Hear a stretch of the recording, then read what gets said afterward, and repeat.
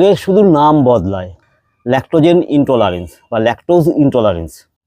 এটা আগেও ছিল, আমি যখন ছোট ছিলাম তখনও ছিল। এটা হচ্ছে দুধ খেয়ে হজম না করা বা দুধ জাতীয় কোনো রকম খাবার, দুগ্ধ জাতীয় জিনিস যেমন ঘি, মাখন, ক্ষীর, পনির, দই, এগুলো খেয়ে হজম না করা। মানে এগুলো খেলেই গ্যাস, অম্বল, অ্যাসিডিটি, ইভেন বমি। আমাদের ডাইজেস্টিভ অর্গানগুলো কি? স্টমাক, লিভার, কিডনি, প্যাঙ্ক্রিয়াস, এর সাথে সাথে স্মল ইন্টেস্টাইন, লার্জ ইন্টেস্টাইন, যেটা আমাদের ওই খাবারটাকে না অ্যাবজর্ব করে, ওখান থেকে মাইক্রোনিউট্রিয়েন্টসটা নিয়ে বাকিটা আমাদের বর্জ্য হিসেবে মলমূত্রের মাধ্যমে বার করে দেওয়া হচ্ছে ইন্টেস্টাইন।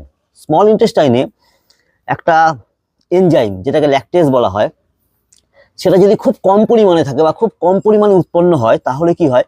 তাহলে ল্যাকটোজেন বা ল্যাকটোজ জাতীয় যাবতীয় খাবার ইন্টেস্টাইন হজম করতে পারে না, কারণ ওই যে এনজাইম সেটা আপনার শরীরে ঠিকমতো উৎপন্ন করতে পারে না বা উৎপন্ন হয় না। তাহলে কি করতে হবে? আপনাকে ওই ডাইজেস্টিভ অর্গানটাকে, পার্টিকুলার ইন্টেস্টাইন বা স্মল ইন্টেস্টাইন, লার্জ ইন্টেস্টাইন বা স্টমাক, গল ব্লাডার, কিডনি, এগুলোকে সব আপনার অ্যাক্টিভেট রাখতে হবে, এবং সেটা সবটাই এই পেটের মধ্যে আমাদের। তার জন্য আমি একটা আগের ভিডিওতে বলেছিলাম, পেট ভালো যার সব ভালো তার। আমি আজকে দুটো আসন দেখাবো, অনলি টু। এই যে ধরুন উত্থিত পদ্মাসন, এটা আমি আপনাদের করতে বলছি না, কারণ এটা খুব অ্যাডভান্স লেভেলের এবং ব্যালেন্স আপনার খুব প্রয়োজন। আমি দুটো যোগা ব্রিক্সের উপরে উঠে আছি। একটা হচ্ছে নৌকা সঞ্চালন আসন, মানে হচ্ছে বোট রোয়িং পোজ। আপনি যদি একটা মাঝি হন, তাহলে আপনি কিভাবে বোটটাকে চালাচ্ছেন ভালো করে দেখুন। এরকম সোজাসুজি বসবেন, একদম স্পাইনাল কর্ডটাকে সোজা টান টান করে রাখবেন, পায়ের পাতা দুটো উপরের দিকে থাকবে, লম্বা শ্বাস নিয়ে হাত ওপরে। যখন আপনি এখানে যাবেন তখন শ্বাস ছাড়বেন।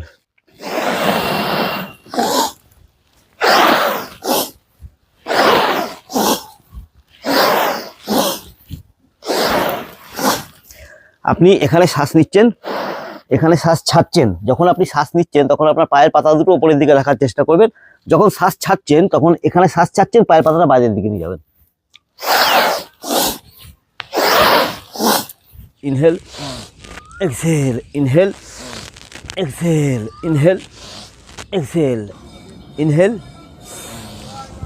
Exhale, inhale, exhale, inhale, exhale.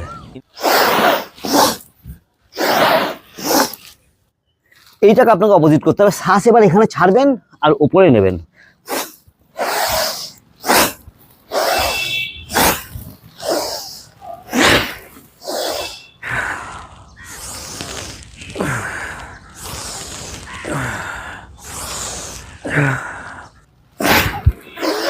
এটা 1 নম্বর।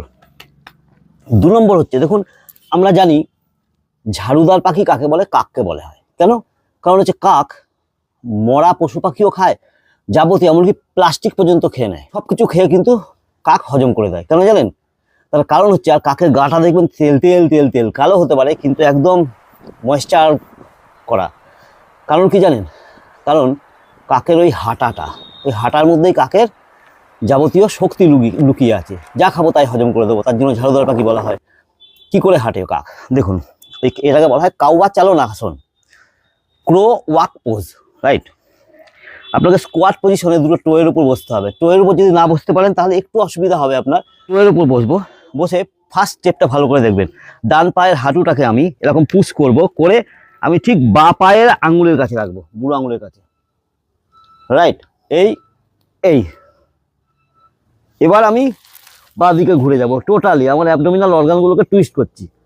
আবার চলে আসবো, এবার বাঁ পায়ের হাঁটুটা ডান পায়ের বুড়ো আঙুলের কাছে রাখবো, দেখুন। এবার আমি ডান দিকে ঘুরে যাব। ঠিক এইভাবে আপনি 4-5 বার এটাকে প্র্যাকটিস করবেন। The primary thing you need to practise first. শ্বাস নেওয়াটাও একটা ইম্পর্টেন্ট। কি করবেন দেখুন, শ্বাস নেব, শ্বাস ছাড়বো, টুইস্ট করব, শ্বাস নেব, শ্বাস ছাড়বো, টুইস্ট করব। এটা করার পর এইবার, এটা প্রাথমিক স্টেজ, এইবার আমি কি করে কাক হাঁটে সেটা দেখাচ্ছি। কাউয়া চালন আসন। এই আমি প্রথমে কি করব, ডান পাটা এখানে ঠেকালাম, বাঁ পাটা এখানে নিয়ে গেলাম, বাঁ পাটা এখানে ঠেকালাম, ডান পাটা এখানে নিয়ে গেলাম, এই এই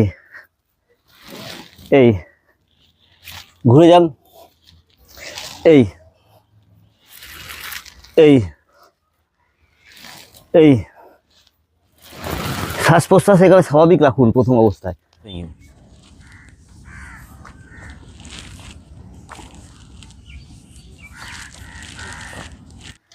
আমি প্রথমে এই ডান পাটা এখানে রাখলাম, বা পাটা এইখানে নিয়ে এলাম, বা পায়ের গোড়ালি আর হাঁটু এক জায়গায়। এইবার আবার বা পাটাকে টাচ করলাম, হাঁটুটা, ডান পাটা নিয়ে এলাম, আবার ডান পা নিচে, হাঁটু নিচে, ডান হাঁটু নিচে, বা পা সামনে। আপনি নিয়ম করে করুন, 1 মাস করুন এই দুটো আসন। আপনাদের জন্য মহাদেবের কাছে অনেক প্রার্থনা। ভালো থাকবেন, সুস্থ থাকবেন। নমস্কার। ॐ नमः शिवाय।